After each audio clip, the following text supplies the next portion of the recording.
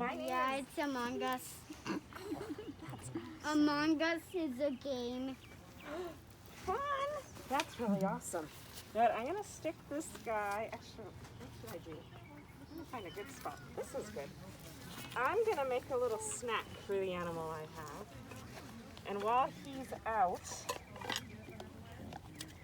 I want you to tell me what you think he is. Oh, he's full of dirt. So, and I have to wear gloves. He's spiky. He's like a hedgehog. You knew. How did you know this was an echidna?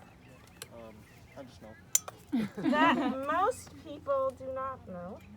That's like a hedgehog. He kind of is like a hedgehog, but kind of different as well. He's enjoying the sunshine. Look at he's all. Hedgehogs are a little spiky too. They are. So if you have spikes, it's really a good way to keep danger away. Like virus has a spiked surface. Who else has spikes for protection? Porcupine? Porcupine. None of me. You're not spiky. I don't have a spikes. So, an echidna. What is an echidna? Echidnas are only found in Australia. That looks tasty, huh? I think your snacks are going to be better. They have only one living relative animal. Do you know what that is? Is he a marsupial? Good at digging.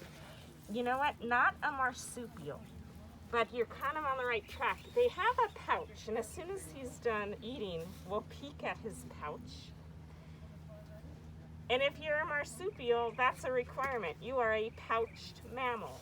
I know. But there's something that disqualifies them from being their cousin, and it's the way they have their baby. So their only relative is the duckbill platypus. The what? Duckbill platypus? Oh, the platypus? How does a platypus have a baby? It lays eggs. It's an egg layer. So is the echidna.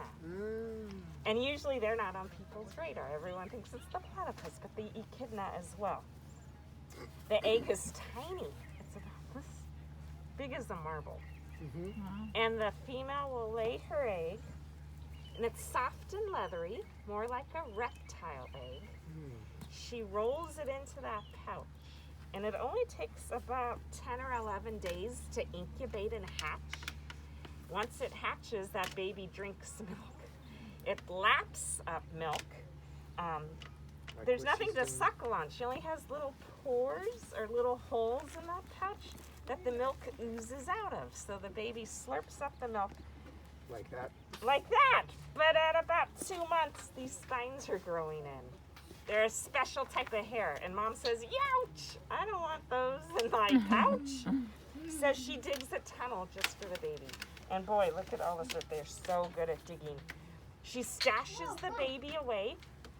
And now she can leave and go find food to eat. Now I'm giving this echidna, special echidna chow that we get from Australia. But what do they eat in the wild? I'm not sure. Small insects? You're right. They're an insect eater. So their What else could they eat? sticky tongue slurps up ants and termites, beetle larvae, little worms, and they dig for those worms. They slurp them up. So Mom Echidna slurps up all her food. Then she can go back and feed her baby. She can leave the baby up to 4 or 5 days at a time, and it's fine without having food for that period of time.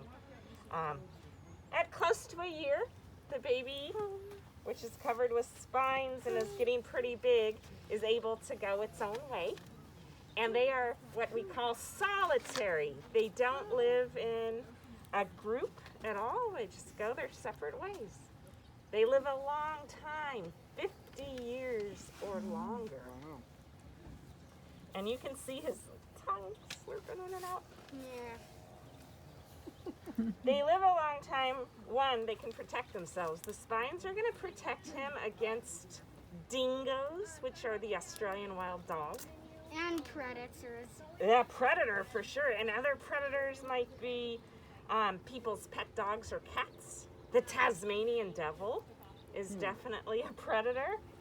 But right now I can touch and I'm not gonna, they don't jab me. But in defense mode, they dig, they grab onto tree roots and rocks, they stand the spikes up on end, and then the spines would go right through my hand if I tried to pick them up.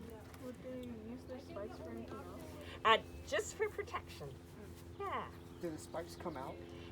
Rarely do they come out. So porcupine covered with spines, if they jab into an animal, those spines jab in and stay in whoever they've jabbed.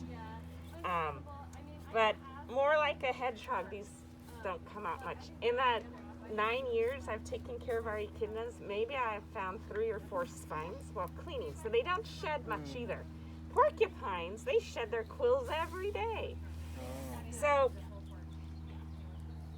egg layer, they're called a monotreme, so only him and platypus. Porcupine is a rodent, related to rats and mice and guinea pigs. A hedgehog, which is little and spiky, are related to moles and to shrews. So although the same good protection, none of those animals are closely related. We're almost done slurping, so I'm going to tilt him up on end. Now, even though this is a he, if we look at the underside, it's exactly the same as the female. Everything that you can tell a boy and a girl are apart is on the inside. So I curl him up. This is the pouch, right where my finger is. See that fold? Yeah. It's like a big belly button. So the female would lay her egg and roll it into there. And yeah, the guys is just left over. Can they roll like into a complete ball? They can. So he can really pull his forwards or his forehead skin and tuck in, and they have one less vertebrae or backbone than most typical mammals do. So it allows him to curl up super tight. So he can really protect all the soft sides. Look at the long toenail. Wow. That is his built-in hairbrush. So if stuff gets stuck in his spikes, he can use that long toenail and he can really reach around and clean. His feet are really good for digging. They are so strong when they dig and they move so fast. And if he were to dig here and grab onto a tree root or something good, I wouldn't be able to move him. He is so strong. And they swim. Does he look like he would be a good swimmer? Like it would sink like a rock. Yeah, his feet help him, but he doesn't look like he's really designed to swim, but they like water. And on really hot days, in Australia, people will put water buckets out for these guys, especially during time of drought. And echidnas will come and take a dip, get some water to drink. And I've seen videos of them swimming in the ocean.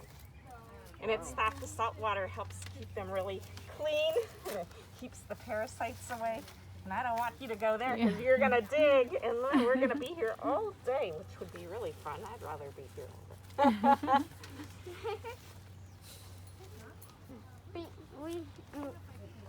We have only been camping one day. Only one day. This is a fun place to camp, huh? Yeah. So in Australia, if you're camping, you might run into one of these. They are found throughout Australia. And this echidna is called a short-billed or short-nosed echidna, although his nose looks kind of long to me. But they do have a cousin that lives in New Guinea that's called the long-nosed echidna. They are endangered. This short-nosed one is very common. They can be kind of tricky to breed when they're not in the wild, and even in the wild, kind of tricky. Here, this guy is a dad. We have a puggle, which is what you call a baby echidna that was born here last year.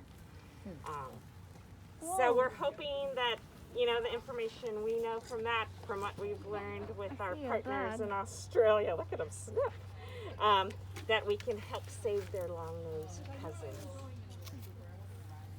How old is this one? He is 9 years old. So very young, again, 50 years or longer. So the spines help them live long, again, like I said. They have what we call a slow metabolism. So they eat a lot of bugs. Everything they do is kind of slow. The way Their body uses the calories. Their body temperature is lower than most mammals. Oh, I was wondering why. Like, why is he in the sun? They like the sun. They don't like. They're kind of picky, kind of like me. They don't like to be too hot or too cold. So they don't like it much over 85 degrees Fahrenheit, and they don't like it much below 40 degrees. But in between, if they are feeling a little chilly, they like to lay in the sun. When they get too hot, they dig a hole. And they aren't necessarily nighttime or daytime, nocturnal or diurnal. It just really depends on the season and the temperature as to when they're going to be active. We had a keeper from the Melbourne Zoo come here. She had never seen one in the wild until she went camping and she saw one. Then I had a family visiting here and they tell me, oh, we see them every day. And we have to be careful because they cross the street and they're not very fast and they camouflage. So it just really depends on where you live. You might see them or you might not, but all throughout Australia, every habitat. What's their body temperature?